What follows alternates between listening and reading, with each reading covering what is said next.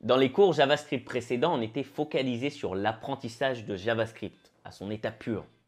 D'ailleurs, on va prendre le temps de bien se remémorer, de faire un petit bilan sur tout ce qu'on a accompli ensemble dans chacun de ces cours. Mais dans ce cours, on va surtout parler de JavaScript et de votre futur.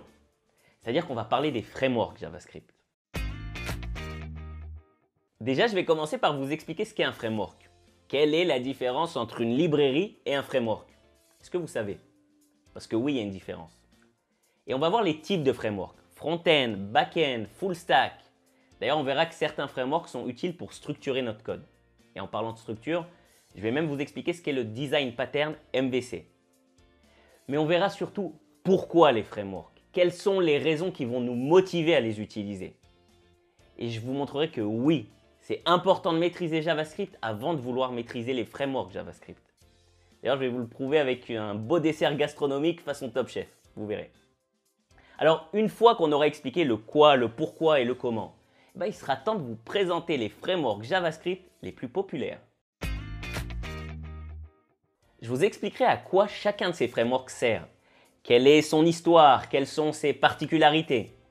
Et on ne va pas que papoter sur ces frameworks. On commencera même une petite prise en main. C'est-à-dire qu'on va installer chacun de ces frameworks ensemble et on lancera un début de projet avec. Alors, il ne s'agit pas d'un cours approfondi sur chacun de ces frameworks, mais un avant-goût pour que vous puissiez vous en faire une idée. Je vais parler avec vous des frameworks front-end comme Angular, React et même Vue.js. D'ailleurs, on va les comparer pour vous aider à décider lequel vous devez choisir en fonction de vos besoins. Ensuite, on va passer du côté serveur. Et là, je vais vous parler de Node.js et de son framework Express.